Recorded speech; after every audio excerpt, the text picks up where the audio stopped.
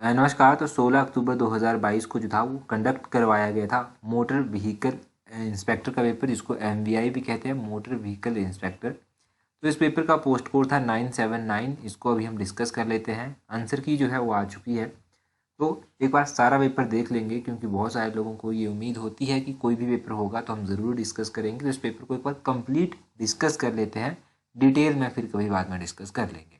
तो आंसर की के अकॉर्डिंग मैं कर रहा हूँ। जो टेंटेटिव आंसर की आई थी क्वेश्चन नंबर 97। देखिए 97 में बोलते हैं, in which year combined forces of Kullu and Chamba expelled Tibetan from Lahaul area. तो बोलते हैं कौन से वर्ष में जो था वो कुल्लू एवं चंबा के संयुक्त सेनाओं ने जो था वो तिब्बतियों को लाहौल क्षेत्र से खदेड़ा था। तिब्बतियों को लाहौल क्षेत्र से खदेड़ा गया था इनके द्वारा 1663 में। ऑप्शन सी सही आंसर है। क्वेश्चन नंबर 98 देखिए। तो बोलते हैं फेमस फोर्ट ऑफ कमरू घाटी Mastgarh is located in which district. तो ये बोलते हैं प्रसिद्ध जो कमरू घाटी का एक मस्तगढ़ किला है वो कहाँ पर स्थित है। तो कमरू घाटी का जो मस्तगढ़ प्रसिद्ध किला है वो कहाँ पर स्थित है, ये स्थित है मंडी में। 98 का ऑप्शन सी जो है वो सही आंसर है। आगे बोलते हैं कि मुस्लिम इतिहासकार उताबी द्वारा अपनी कौन सी किताब में जो था वो महमूद गजनवी के नगरकोट पर हमले का उल्लेख किया गया है। तो 99 का ऑप्शन सी सही आंसर है। तारीख़ यामिनी, तारीख़ यामिनी किताब में जो है इन्होंने ये वर्णन किया है। अगला क्वेश्चन है, in which year capital of Punjab government was shifted from Shimla to Chandigarh. तो कौन से वर्ष में पंजाब शासन की राजधानी शिमला से चंडीगढ़ को स्थानांतरित की गई थी। तो ये कौन से वर्ष में की गई थी, ये 1953 में की गई थी। ऑप्शन सी जो है वो सही आंसर है। अगले क्वेश्चन में बोलते हैं, which of the following was the apex body of Prajamandal. तो इनमें से कौन सी प्रजामंडल की एक अप्रक संस्था थी। तो प्रजामंडल की संस्था थी इनमें से कौन सी, all India state people conference. Option B सही आंसर है। 102 में बोलते हैं, the largest agglomeration of Gaddis in Himachal Pradesh is in. तो बोलते हैं हिमाचल प्रदेश में गद्दियों की प्रचुर जो समूह थे वो कहाँ पर थे। तो क्वेश्चन नंबर 102 का ऑप्शन है भरमौर जो है वो सही आंसर है। भरमौर में थे। 103 में बोलते हैं, Ranganath temple of Bilaspur is dedicated to. तो बिलासपुर का जो रंगनाथ मंदिर है वो किसको डेडिकेटेड है, ये डेडिकेटेड है लॉर्ड शिवा को। ऑप्शन बी जो है वो सही आंसर है। 104 में बोलते हैं, Gupta art entered in Shivalik hills first of all from all around. तो बोलते हैं गुप्त काल जो था, गुप्त काल ने जो था वो लगभग कौन से वर्ष में सबसे पहले जो था वो शिवालिक पर्वत क्षेत्रों में प्रवेश किया था। तो ये कौन से किया गया था, ये 6th to 8th सेंचुरी में किया गया था। तो इस तरह के क्वेश्चन अक्सर HP पब्लिक सर्विस कमीशन जो है वो पूछ लेता है। और किस फॉर्म में पूछ जाते हैं, स्टेटमेंट फॉर्म में अब क्वेश्चन पूछे जा रहे हैं। तो ध्यान रखिएगा इस तरह के क्वेश्चन, ये सारे क्वेश्चन आएंगे तो पब्लिक सर्विस कमीशन के पेपर में भी, परंतु बस फ़र्क क्या होगा, ये क्वेश्चन आ जाएंगे थोड़ा सा आपके स्टेटमेंट बेस्ड में। तो इसको थोड़ा सा ध्यान रखिए। बोलते हैं, mica is found at which place in Himachal Pradesh. तो हिमाचल प्रदेश के कौन से स्थान पर माइका पाया जाता है। 105 का ऑप्शन सी सही आंसर है। तांगलिंग खट जो है यहाँ पर माइका पाया जाता है। अगर 106 में बोलते हैं कि इंडो जर्मन प्रोग्राम है इनमें से कौन सा, जो हिमाचल प्रदेश में डेयरी विकास यंत्र जो है वो लगाया गया है जिसके माध्यम से। तो अगर हम डेयरी विकास की बात करें तो चक्कर में जो है ये लगाया गया है इंडो जर्मन की सहायता से। इनके जर्मनी सहायता कर रही है इंडिया में और ये चक्कर में लगाया जा रहा है। 107 में बोलते हैं, हु रोट बुक काला वहे गुरु दी। तो बोलते हैं कि कला वहे गुरु दी जो है ये किताब किसने लिखी है। कला वहे गुरु दी किताब जो है ये लिखी गई है शोभा सिंह के द्वारा। ऑप्शन ए जो है वो सही आंसर है। तो नई किताब है, मोस्ट इंपॉर्टेंट है, एक दो एग्जाम में डेफिनेटली रिपीट होने वाली है किताब। अगले क्वेश्चन में बोलते हैं, the victory tunnel constructed in 1945 was the memory of. तो विक्ट्री टनल क्यों बनवाई गई थी, जो शिमला में बनवाई गई है 1945 में, वो क्यों बनवाई गई थी। तो वो बनवाई गई थी जब विश्व युद्ध जो था वो जीता गया था, सेकेंड वर्ल्ड वॉर जीता गया था, तो उस दौरान ये बनवाई गई थी, उसकी विक्ट्री के उपलक्ष्य पर बनाई गई थी। 109 में बोलते हैं, 16 Singi Dhar is in which district of Himachal Pradesh. तो 16 सिंगी धार हिमाचल प्रदेश के हमीरपुर डिस्ट्रिक्ट में आती है। ऑप्शन डी सही आंसर है। 110 में बोलते हैं, which river does not originate in Himachal Pradesh. तो बोलते हैं कौन सी नदी का प्रारंभ हिमाचल प्रदेश से नहीं होता है। तो सतलुज नदी का प्रारंभ हिमाचल प्रदेश से नहीं होता है। ये आपको बताया तिब्बत के समीप कहीं से निकलती है, और ब्यास, चेनाब और रावी इनका तो आपको पता ही है। आगे बोलते हैं, Basoa festival performed in which district of Himachal Pradesh. तो बसोवा फेस्टिवल जो है हिमाचल प्रदेश के कौन से ज़िले में मनाया जाता है, किन्नौर ज़िले में जो है ये बसोवा फेस्टिवल मनाया जाता है। ऑप्शन डी सही आंसर है। 112 में बोलते हैं, which element of Hinduism were practised in the Indus valley civilisation. तो बोलते हैं सिंधु घाटी सभ्यता में हिंदूवाद का कौन सा तत्व व्यवहार में था? तो कौन सा था इनमें से? अगर इंडस वैली सिविलाइजेशन में बात करें तो हिंदुइज्म का जो है इनमें से कल्ट ऑफ शिवा यानी कि शिव की उपासना जो था ये यहाँ पर आप कह सकते हैं कि प्रचलित था। 113 में बोलते हैं महायान बुद्धवाद और हीनयान बुद्धवाद में सर्वाधिक मूलभूत मतभेद कौन सा है? तो हीनयान और महायान ये बुद्धिज्म के ही पार्ट हैं, आपने सुना होगा। तो इनमें मतभेद था worship of gods and goddess, देवी और देवताओं की भक्ति को लेकर जो था इनमें मतभेद थे। 114 में बोलते हैं दर्शन शास्त्र में मीमांसावाद के अनुसार मुक्ति इसके द्वारा संभव है। देखो, अकॉर्डिंग टू मीमांसा system of philosophy liberation is possible by means of, तो लिबरेशन जो है वो कर्म के मार्ग से जो है वो संभव है। 115 देखिए, बोलते हैं कौन से शासक को महाराजा धीराजा की उपाधि भी जो था वो दी गई थी? तो इसका सही आंसर है option C, Chandragupta first. Chandragupta first ने जो था वो महाराजा धीराजा की उपाधि जो था धारण की थी या टाइटल इसको दिया गया था। आंसर की मैं इसका आंसर जो है वो कनिष्क दिया गया है, तो इसको ऑप्शन को आप करेक्ट कर सकते हैं, ऑब्जेक्शन रेज कर सकते हैं। 116 में बोलते हैं who was the ruler of Chittor when Alauddin Khilji attacked and conquer it in 1303। तो बोलते हैं कि 1303 में जब अलाउद्दीन खिलजी ने चित्तौड़ पर आक्रमण किया था तो उसने उसे अपने अधीन में कर लिया था। तो उस टाइम वहाँ का शासक कौन था? तो उस टाइम वहाँ का शासक हुआ करता राणा रतन सिंह। ऑप्शन सी जो है वो सही आंसर है। आगे बोलते हैं 117 में the east India company was founded in India during the rain of, तो बोलते हैं भारत में ईस्ट इंडिया कंपनी स्थापना की गई थी। तो भारत में जो था वो ईस्ट इंडिया कंपनी की स्थापना अकबर ने जो था वो की थी, अकबर के कार्यकाल के दौरान की गई थी। ऑप्शन बी सही आंसर है। आगे बोलते हैं which is not true about Haider Ali, तो इनमें से हैदर अली के बारे में कौन सी ट्रू स्टेटमेंट नहीं है? हैदर अली के बारे में अगर आप बात करेंगे तो इनमें से ऑप्शन डी सही आंसर जो है वो सही आंसर होगा। He was a profound scholar, वह पारंगत विद्वान थे, ये स्टेटमेंट सही नहीं है। 119 में बोलते हैं which school of painting developed independently during the Mughal period, बोलते हैं कि मुगल काल के दौरान जो था वो कौन सी चित्रकला जो था वो स्वतंत्र रूप से विकसित हुई थी? तो इनमें से बीजापुर स्कूल जो था वो उस टाइम स्वतंत्र रूप से विकसित हुआ था। आगे बोलते हैं 120 में विच dynasty was not pattern of temple architect, तो बोलते हैं कौन सा राजवंश मंदिर वास्तुकला का प्रोत्साहक नहीं था? तो इनमें से आपने ध्यान रखना है कि यादव जो थे वो इसके नहीं थे। अगला क्वेश्चन देखिए 121 नंबर क्वेश्चन, बोलते हैं who wrote a treatise in on medicine in ancient India, तो बोलते हैं कि भारत में चिकित्सा शास्त्र को लेकर शोध प्रबंध जो था वो पुस्तकें किसने लिखी थी? तो चिकित्सा के ऊपर किताबें चरक के द्वारा लिखी गई थी। 121 का ऑप्शन ए सही आंसर है। आगे बोलते हैं 122 में क्या बोलते हैं with how many volunteers did Gandhi ji start famous Dandi march, तो डांडी मार्च गांधी जी ने अपने साथ जब स्टार्ट की थी तो 78 लोग इनके साथ जुड़े हुए थे उस टाइम, ये आपने ध्यान रखना है। ऑप्शन ए जो है वो सही आंसर है। 123 में बोलते हैं सत्याग्रह सभा was formed by Gandhi ji या फिर महात्मा गांधी, तो महात्मा गांधी जी ने सत्याग्रह सभा की रचना की थी, कहाँ पर की थी? तो ये रचना की गई थी बॉम्बे में। ऑप्शन सी सही आंसर है। 124 में बोलते हैं who was the founder of Muslim league in India, बोलते हैं भारत में मुस्लिम लीग के संस्थापक कौन थे? तो भारत में मुस्लिम लीग के संस्थापक थे आगा खान। ऑप्शन सी जो है वो सही आंसर है। अगला क्वेश्चन है 125, बोलते हैं the fixed path along which the earth revolves around the sun is called, तो बोलते हैं जिस निश्चित पथ पर पृथ्वी सूर्य का परिभ्रमण करती है उसे क्या कहते हैं? तो उसे उसके लिए जो टर्म यूज़ की जाती है वो अर्थ ऑर्बिट जो है वो यूज़ की जाती है। 125 का ऑप्शन डी सही आंसर है। आगे देखिए, बोलते हैं if the difference in time between two places were 2 hours and 20 minutes then the difference in their longitudes would be, तो बोलते हैं यदि दो स्थानों के बीच में समय का अंतर 2 घंटा 20 मिनट था तब उनके देशांतर की जो रेखांक की बीच का अंतर था वो कितना था? तो वो था 35 डिग्री। ऑप्शन बी जो है वो सही आंसर है। आगे बोलते हैं a navigator coming from Tokyo on Monday cross the international date line the next day in New York will be, तो बोलते हैं सोमवार को टोक्यो से आ रहा विमान चालक अंतर्राष्ट्रीय तिथि रेखा पर पार करता है तो न्यूयॉर्क में अगला दिन क्या होगा? न्यूयॉर्क में मंडे जो है वो अगला दिन होगा। ऑप्शन ए सही आंसर है।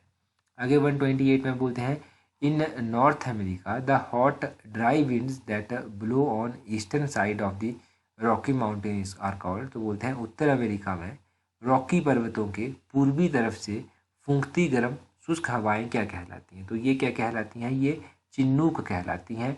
क्वेश्चन नंबर 128 का जो है वो ऑप्शन डी चिन्नूक सही आंसर है। आगे 129 में बोलते हैं which type of rain is caused by ascent of moisture laden air along a mountain. तो बोलते हैं किसी पर्वत के पास में आरोह उसकी आर्द्रता युक्त वायु कौन से प्रकार की वर्षा का कारक बनती है। तो ये कौन से प्रकार की बनती है, ये ओरोग्राफिक रेनफॉल का कारण बनती है। ऑप्शन बी सही आंसर है। आगे बोलते हैं climatic characteristics of which natural region is high temperature and high rainfall all through the year. तो बोलते हैं शुरू से अंत तक पूरे वर्ष में उच्च तापमान एवं उच्च वर्षा कौन से प्राकृतिक प्रदेशों की जलवायु विशेषता है। तो ये कौन से की है, ये है इक्वेटोरियल। ऑप्शन ए जो है वो सही आंसर है। विषुवतीय ध्यान रखना है। 131 में बोलते हैं prime meridian does not pass through. तो बोलते हैं प्राइम मेरिडियन जो है प्रमुख या म्योत्तर जो है वो कहाँ से होकर नहीं गुजरती है। तो ये नहीं गुजरती है जर्मनी से होकर। ऑप्शन सी सही आंसर है। आगे बोलते हैं which of the following pair of reverse dam project and state is not correct. तो बोलते हैं कि इनमें से कौन सा नदी बांध परियोजना राज्य का सही सुगम नहीं है। तो अगर हम 132 की बात करें तो option C Bhakra Nangal dam जो है इन्होंने आंसर की में सही दिया है कि ये सही आंसर होगा। इन्होंने तो आंसर की में भाखड़ा डैम दिया है, परंतु इसका भाखड़ा डैम नहीं होगा, इसका गांधी सागर डैम सही आंसर होगा। इसको भी आप ऑब्जेक्शन रेज कर सकते हैं। गांधी सागर डैम की अगर हम बात करें तो गांधी सागर डैम जो है वो कहाँ पर स्थित है, ये चंबल नदी के ऊपर स्थित है और कौन से स्टेट में स्थित है। तो स्टेट अगर आपसे पूछा जाए तो आप मध्य प्रदेश स्टेट जो है वो सही कर आएंगे। ऑप्शन बी इसका सही आंसर होना चाहिए। 132 का आंसर की में देख लेना, ऑब्जेक्शन अगर किसी को करनी होगी। 133 में बोलते हैं which state leads in the production of marine fisheries. तो बोलते हैं समुद्री मत्स्यिकी उत्पादन में कौन सा राज्य अग्रिम है। तो अग्रिम जब आपसे पूछा गया है कि जो मैरीन फिशीज होती हैं उसमें कौन सा स्टेट सबसे आगे है, तो ऑप्शन डी आप केरला सही आंसर करेंगे। आगे बोलते हैं Koyali refinery is located in which state. तो कोयली रिफाइनरी जो है वो कहाँ पर स्थित है, ये रिफाइनरी जो है वो स्थित है गुजरात में। ऑप्शन सी जो है वो सही आंसर है, गुजरात। 134 के बाद 135 है बोलते हैं the first underground railway in India was opened इन। तो बोलते हैं भारत में पहली जो अंडरग्राउंड रेलवे का उद्घाटन हुआ था वो कहाँ पर हुआ था। 135 का ऑप्शन है कलकत्ता जो है वो सही आंसर है। जोजिला पास कनेक्ट। तो जोजिला पास देखो आपको अभी भी एग्जाम में पूछा गया था जोजिला पास के बारे में। जोजिला पास की अगर हम बात करें एचएस में पूछा गया था, ये लेह श्रीनगर को जो है वो जोड़ता है। तो ये ध्यान रखना है आपने। आगे क्वेश्चन में बोलते हैं January 26 selected as the date for the inauguration of the constitution because. जनवरी 26 को ही जो था वो क्यों जो था वो संविधान की इनॉग्रेशन के लिए जो था वो सिलेक्ट किया गया था। क्यों किया गया था, because the Congress had observed it was the Independence Day in 1930। Option C सही आंसर है, क्योंकि 1903 में कांग्रेस ने इसे स्वाधीनता दिवस के रूप में मनाया था। आगे 138 में बोलते हैं which feature has been adopted from constitution of USA. तो यूएसए के कॉन्स्टिट्यूशन से हमने क्या क्या लिया है। यूएसए के कॉन्स्टिट्यूशन से मोस्ट इंपॉर्टेंट जो आप पढ़ते हैं फंडामेंटल राइट लिए हैं। अगर आपने डिटेल में हमारी वीडियोस देखी हैं तो जुडिशियल रिव्यू भी हमने वहीं से लिया है और रिमूवल ऑफ द जजेस भी हमने वहीं से लिया है। Option D all of these जो है वो सही आंसर हो जाएगा। आगे बोलते हैं which subject is in state list. तो बोलते हैं इनमें से कौन सा सब्जेक्ट स्टेट लिस्ट में आता है। देखो स्टेट लिस्ट की बात करें सबसे पहले आपने ध्यान रखना है डिफेंस तो नहीं आता, एजुकेशन भी जो है वो नहीं आता है, आपके पास क्रिमिनल और एग्रीकल्चर बच जाते हैं। तो कॉमन सेंस की बात है क्रिमिनल लॉ भी नहीं आता है, एग्रीकल्चर स्टेट लिस्ट में आता है। आपको पता होना चाहिए कि डिफेंस जो है वो किस में आता है, यूनियन लिस्ट में आता है, और एजुकेशन कंकरेंट लिस्ट में आता है, और क्रिमिनल लॉ और क्रिमिनल प्रोसीजर जो है आपका ये भी कंकरेंट लिस्ट के अंदर पड़ता है, ये ध्यान रखिए। अगला देखिए 140 नंबर क्वेश्चन बोलते हैं which of the following is under the state. तो बोलते हैं इनमें से कौन सा जो है उस विच निम्नलिखित में से कौन सा राज्य के अधीन है। तो राज्य के अधीन की अगर आप बात करेंगे तो इंटरनल एंड एक्सटर्नल सोवरेनिटी, बाह्य और आंतरिक संप्रभुता जो है प्रभुसत्ता जो है वो स्टेट के अंदर है। आगे देखिए 141 नंबर क्वेश्चन बोलते हैं यहाँ पर what constitutional provision enable the central government to provide reservation in jobs and educational institution for the weaker section of the society। तो weaker section को रिजर्वेशन की बात कहाँ पर की जाती है। देखो एज सच क्वेश्चन पूछा गया था एचएस में, थोड़ा डिटेल में पूछा गया था। आर्टिकल 16 आपने ध्यान रखना है, इसमें बात की गई है। आगे 142 में बोलते हैं दो क्वेश्चन तो ऐसे आगे यहाँ पर जो एचएस में भी पूछे गए थे, बस फॉर्म अलग थी परंतु डिराइव हो जाते हैं वहाँ से। तो ये फ़ायदा होता है, इस पेपर को डिस्कस करेंगे तो एचएस के पेपर में हेल्प मिलेगी, एचएस को पेपर को डिस्कस करेंगे तो इन पेपरों में हेल्प मिलेगी। ये लिंक्ड है चीज़ें आपस में। आगे बोलते हैं in which matter the supreme court upheld the importance of fundamental rights over directive principle of state policy. तो ये जो मिनर्वा मिल केस था आपका, इसमें जो था वो सुप्रीम कोर्ट ने ये जाना था कि ये मतलब अपहेल्ड किया था कि इंपॉर्टेंस है फंडामेंटल राइट्स की over directive principle of state policy. ये ध्यान रखना है। पॉलिटी काफ़ी अच्छी पूछी गई है, मतलब हायर लेवल की है थोड़ी यहाँ पर। आगे बोलते हैं if parliament has to legislate with respect to a matter in the state list the purpose for such चीज़ टू बी अप्रूव्ड बाय। तो बोलते हैं कि यदि संसद को कानून बनाना है ऐसे मामले पर जो राज्य सूची से संबंधित है, तब इसका प्रस्ताव जो है वो किसके द्वारा जो है वो अनुमोदित किया जाता है। तो इसका प्रस्ताव जो है वो आपने ध्यान रखना है कि राज्यसभा में जो है अनुमोदित किया जाता है। ऑप्शन सी 143 का सही आंसर होगा। अगले क्वेश्चन में पूछते हैं 144 में, बोलते हैं the government has renamed NREGA scheme and the name associated with scheme is that of. तो बोलते हैं कि नरेगा स्कीम जो योजना है, नरेगा योजना, इसको नाम दिया गया है, तो इस योजना से संबंधित वह नाम कौन सा है। वह नाम आपको पता है महात्मा गांधी जी का है। ऑप्शन सी सही आंसर है।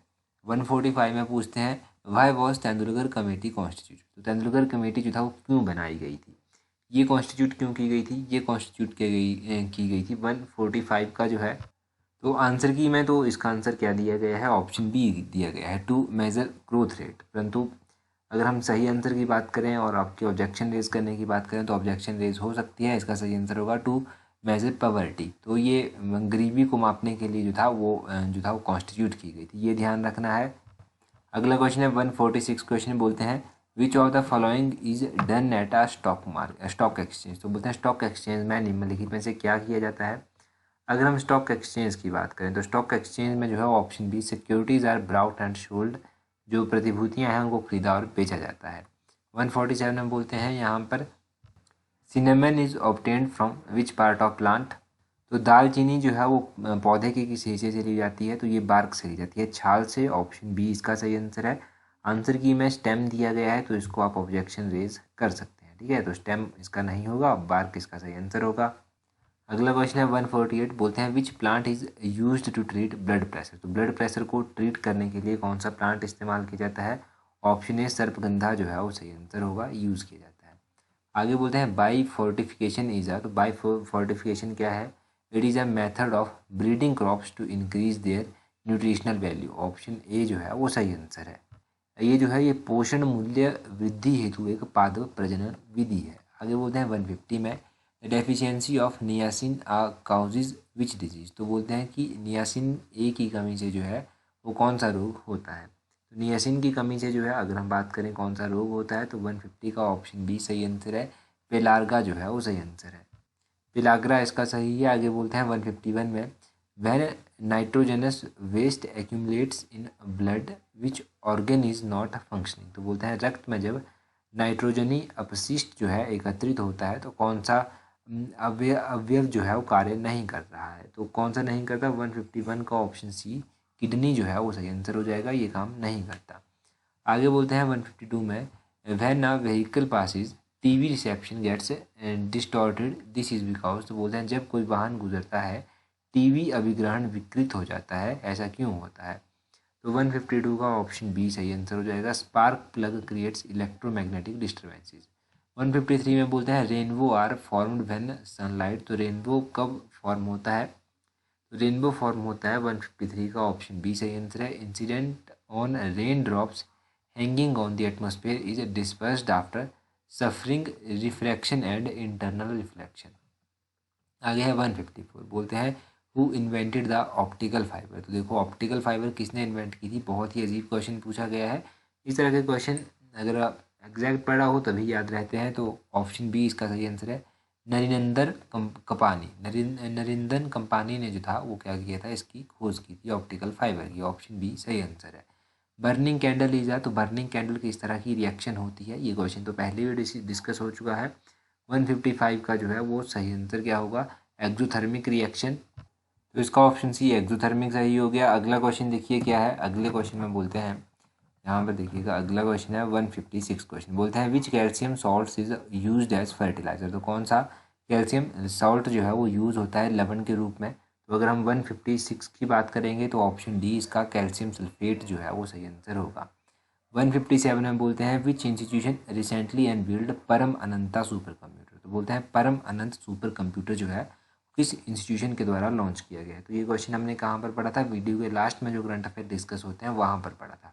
IIT गांधीनगर ने जो था इसको लॉन्च किया था। आगे बोलते हैं which country has recently signed a free trade agreement with the United Arab Emirates. तो UAE के साथ फ्री ट्रेड एग्रीमेंट किसने साइन किया है, तो 158 का ऑप्शन बी इजराइल जो है वो सही आंसर है, इजराइल ने किया है। 159 में बोलते हैं hurricane Agatha is the first the Pacific season recently hit which country. तो जो बोलते हैं ये हरिकेन अगाथा था, ये हाल ही में किस देश को हानि पहुंचाई है, इसने जो है हानि पहुंचाई है मैक्सिको को। 159 का ऑप्शन सी सही आंसर है। आगे बोलते हैं यहाँ पर India's first liquid mirror telescope has recently been commissioned in which state. तो बोलते हैं भारत का पहला सर्वप्रथम द्रव दर्पण दूरबीन हाल ही में किस राज्य में जो है वो इनोग्रेट किया गया है, कमीशन किया गया है। तो 160 की बात करेंगे तो ऑप्शन सी उत्तराखंड इसका सही आंसर हो जाएगा। अगला क्वेश्चन है, बोलते हैं which automobile company has recently installed Asia's largest carport type solar power plant. तो बोलते हैं हाल ही में कौन सी ऑटोमोबाइल कंपनी ने एशिया का सबसे बड़ा कारपोर्ट प्रकार का सौर विद्युत ऊर्जा संयंत्र भारत में लगाया है। ये किसने लगाया है, ये लगाया है मारुति सुजुकी ने। ऑप्शन बी जो है 161 का सही आंसर है। और 162 क्वेश्चन देखिए रीजनिंग का क्वेश्चन है, तो आपके लिए ये काम बच जाता है, इस क्वेश्चन को सॉल्व कीजिए और इसका आंसर कमेंट करके जो है वो बता दीजिए। उससे पहले टेलीग्राम पर ज्वाइन करने के लिए अपना टेलीग्राम ओपन करना, वहाँ से इस तरह से सर्च करना @allexam31। आपको हमारा टेलीग्राम चैनल मिल जाएगा, टेलीग्राम पर ज्वाइन कर लीजिए अगर अभी तक नहीं किया है। वहाँ पर आने वाले एग्जाम की हर एक इंपॉर्टेंट अपडेट आपको मिल जाएगी, प्रीवियस ईयर के क्वेश्चन पेपर भी मिल जाएंगे। तो इस वीडियो में इतना ही काफ़ी था। So that's all for today. Thank you very much for watching and listening it very patiently.